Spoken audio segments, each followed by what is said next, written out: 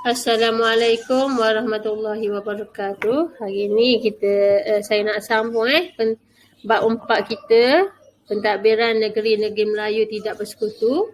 Tapi hari ni nak tengok muka surat, kalau boleh rujuk buku teks, muka surat 96, 4.4. Sistem pentadbiran negeri-negeri Melayu tidak bersekutu. Okey, kita dah tengok macam mana British menguasai negeri-negeri Melayu tidak bersekutu. Kita dah tengok macam mana British gunakan strategi perjanjian untuk mendapatkan Perlis, Kedah, Kelantan, Terengganu dan juga Johor. Jadi macam mana pentadbiran negeri-negeri ni apabila adanya campur tangan daripada British. Okey. Kita tahu Perjanjian Bangkok 1909 ni telah membawa perubahan besar dalam sejarah Perlis, Kedah, Kelantan dan Terengganu. Sebab daripada Perjanjian Bangkok 1909 ni lah British telah berjaya menempatkan seorang penasihat di Perlis, Kedah, Kelantan dan Terengganu secara automatik. Secara rasminya, British berjaya mendudukilah sebab Perjanjian Bangkok ni antara Siam dan British. Maksudnya Siam menyerahkan Perlis, Kedah, Kelantan dan Terengganu ni kepada British. Manakala Johor walaupun agak lambat iaitu pada tahun 1914, tapi perjanjian-perjanjian yang telah dibuat telah berjaya menyebabkan secara rasminya Johor juga dikuasai oleh British. Jadi pada perjanjian pada tahun 1914 ni Johor telah menerima seorang penasihat British. Jadi macam mana pentadbiran negeri-negeri ni? Negeri-negeri Melayu tidak bersekutu, NNMTB. Negeri-negeri Melayu tidak bersekutu. Sebenarnya apa dia negeri-negeri Melayu tidak bersekutu ni? Negeri-negeri Melayu tidak bersekutu ni ialah Perlis, Kedah, Kelantan, Terengganu dan juga Johor.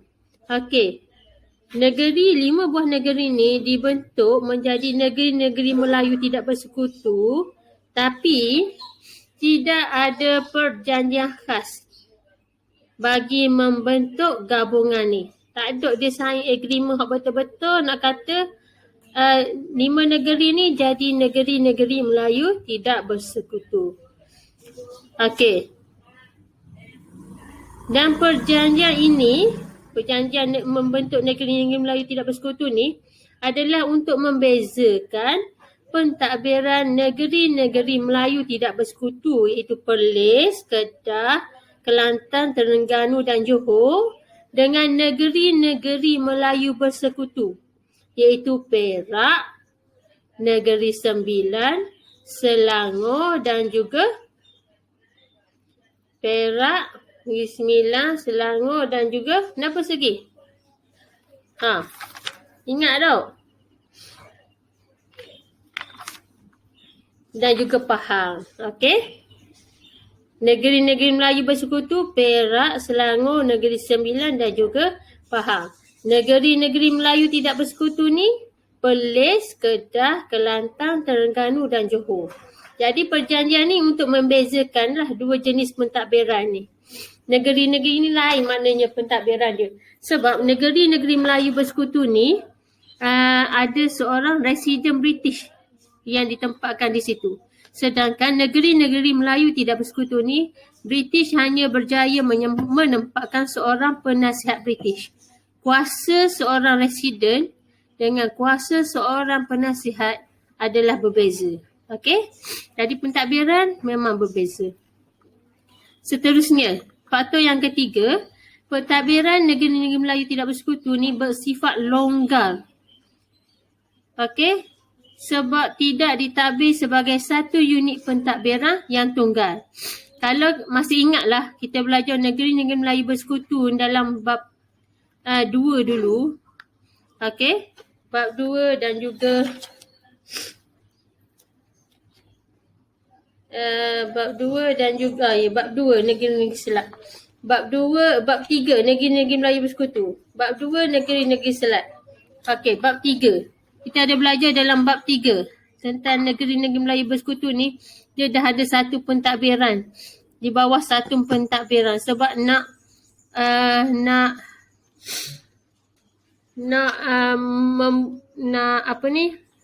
menyelaraskan kuasa seorang residen. Sedangkan pentadbiran negeri-negeri Melayu tidak bersekutu ni bukan satu unit pentadbiran yang tunggal. Okey? Sebab kuasa penasihat ni tak sama dengan kuasa seorang presiden. Okey.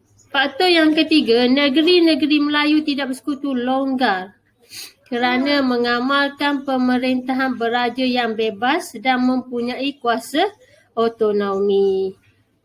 Memang sebab di negeri-negeri Melayu tidak bersekutu ni sistem yang diamal ialah sistem pemerintahan beraja. Okey? Maknanya sultan dan raja tu ada kuasa lagi. Okey? Sebab taraf taraf penasihat British yang diletakkan di negeri-negeri Melayu tidak bersekutu ni terhad. Okey, kuasa dia terhad berbanding dengan seorang residen yang diletakkan di negeri-negeri Melayu bersekutu. Jadi di negeri-negeri Melayu tidak bersekutu ni kuasa raja masih lagi tinggi. Okey, mempunyai kuasa otonomi. Seterusnya, pentadbiran negeri-negeri Melayu tidak bersekutu adalah pentadbiran yang berasingan dengan negeri-negeri Melayu bersekutu hingga Perang Dunia Kedua. Okey? Jadi pentadbiran negeri-negeri Melayu tidak bersekutu dengan negeri-negeri Melayu bersekutu ni adalah berasingan, tak sama sehingga Perang Dunia Kedua.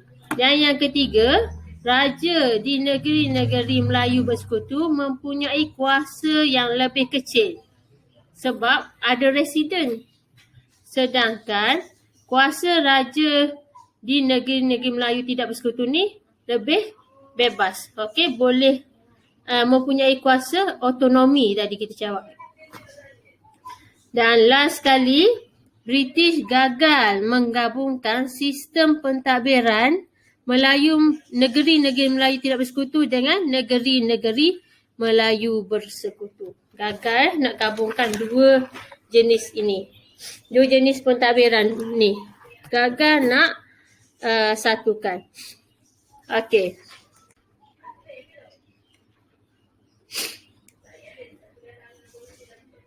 Seterusnya kita tengok pentadbiran negeri-negeri Melayu bersekutu. Apa yang berlaku apabila British berjaya menguasai negeri-negeri ni. Dari segi pentadbiran apa yang berlaku. Secara amnya tidak ada banyak beza pentadbiran negeri-negeri Melayu tidak bersekutu ni selepas British ambil alih pada awalnya lah. Sebab penasihat British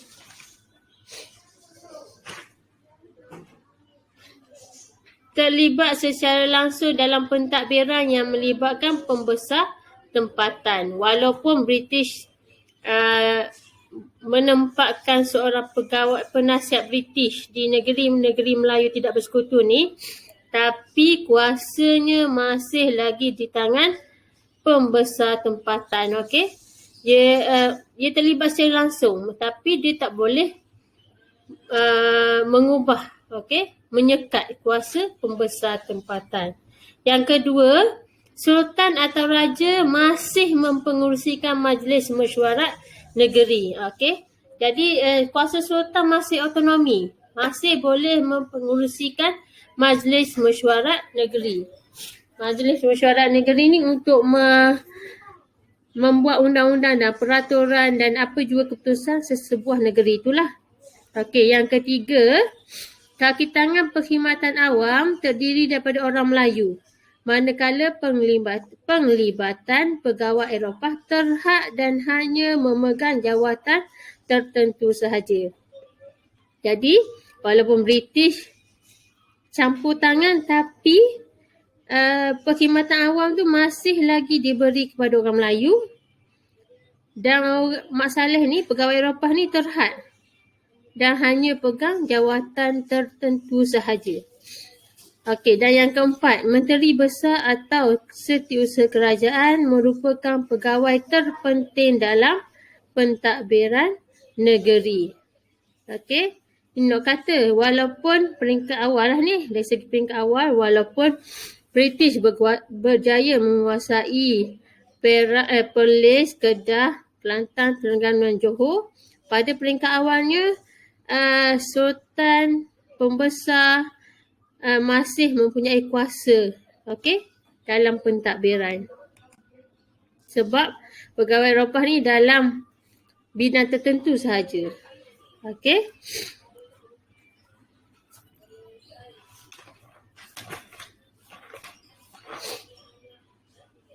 Walau bagaimanapun, ada sedikit perbezaan dalam pentadbiran. Ini perbezaan. Tadi persamaan ini perbezaan.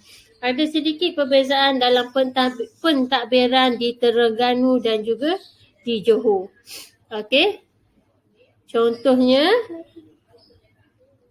di Terengganu ada undang-undang bagi diri kerajaan Terengganu. Ini tahun 1911 ni. Tujuan dia untuk perundangan tidak boleh dipinda. Jadi pentadbiran kerajaan ni masih di bawah Jemaah Menteri dan juga Majlis Mesyuarat Negeri. Manakala di Johor ada Undang-Undang Tubuh Kerajaan Johor, iaitu pada tahun 1895, itu Sultan tidak dibenarkan menyerahkan negeri kepada kuasa asing. Okey, Majlis Mesyuarat Negeri dan Majlis Mesyuarat Menteri ni masih lagi digunakan. Okey, selepas British mula menguasai negeri-negeri Melayu tidak bersekutu ni, okey, peringkat awal seperti tadilah, tiada perubahan besar dalam pentadbiran. Tapi seiring dengan masa berlaku perkembangan dari segi pentadbiran negeri. Ada 3 perkembangan yang berlaku. Yang pertama dari segi pengekalan kedudukan Sultan. Okey, jadi walaupun ada di bawah pentadbiran negeri-negeri Melayu tidak bersekutu ni, tapi tidak mengubah kedudukan Sultan. Sultan masih kekal di puncak kuasa pentadbiran negeri dan berkuasa dalam hal berkaitan agama Islam dan adat istiadat Melayu. Kedudukan pembesar juga kekal walaupun bidang tugas mereka berubah. Okey, bidang tugas mereka berubah tapi masih kekal lah. Jadi walaupun tak boleh kutip cukai seperti sebelumnya, tetapi mereka diberi elang dan pencen.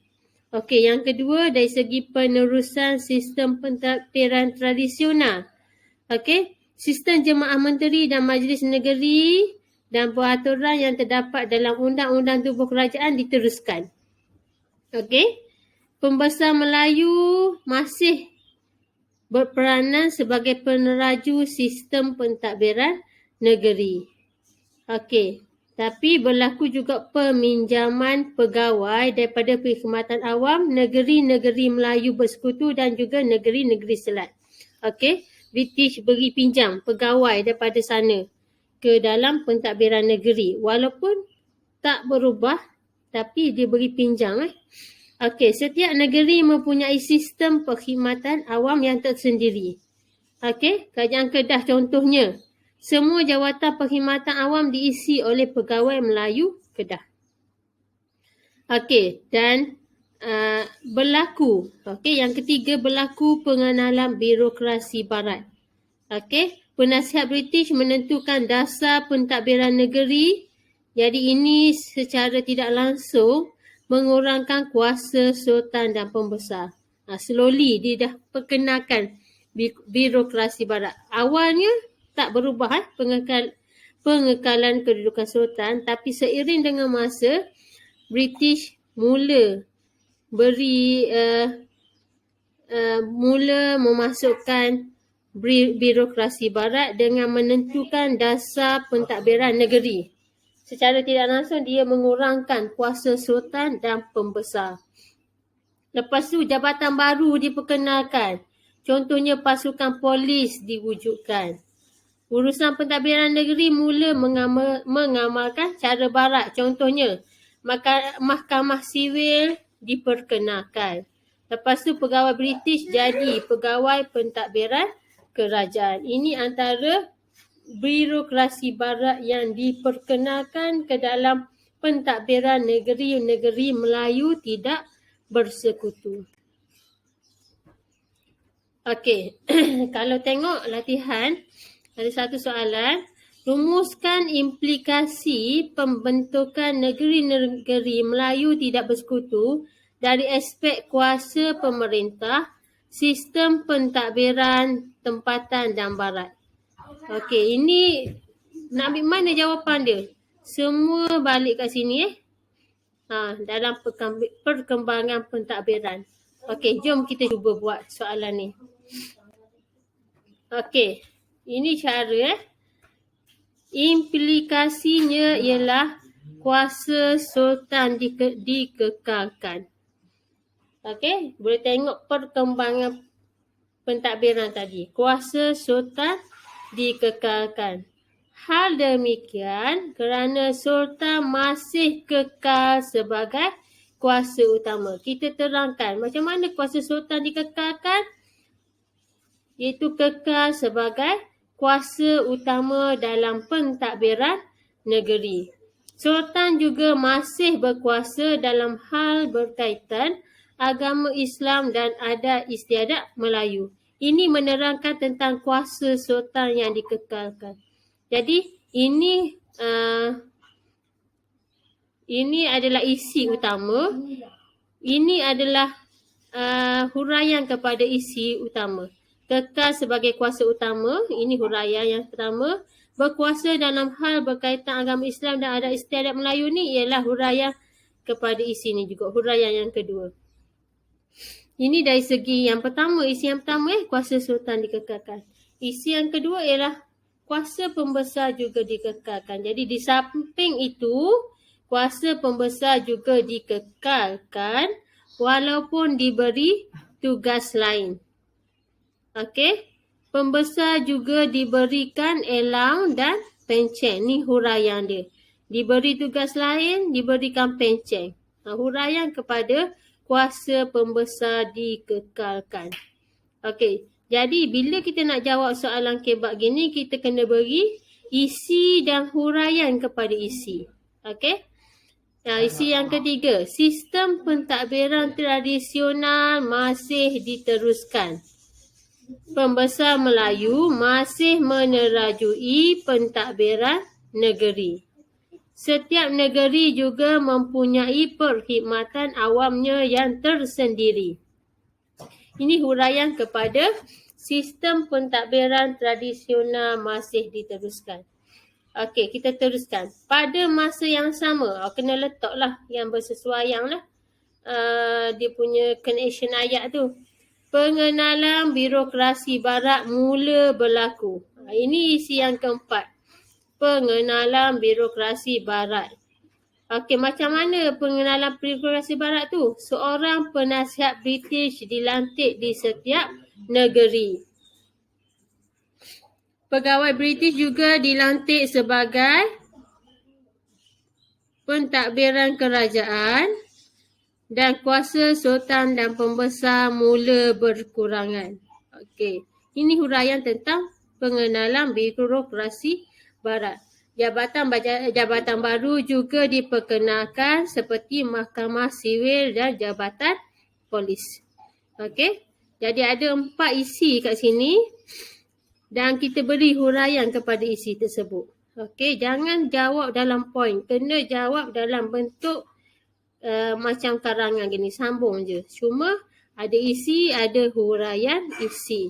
Kamu boleh cuba jawab dengan cara kamu yang sendiri menggunakan isi dan huraian isi yang telah diterangkan tadi. Okey, sekian. Terima kasih.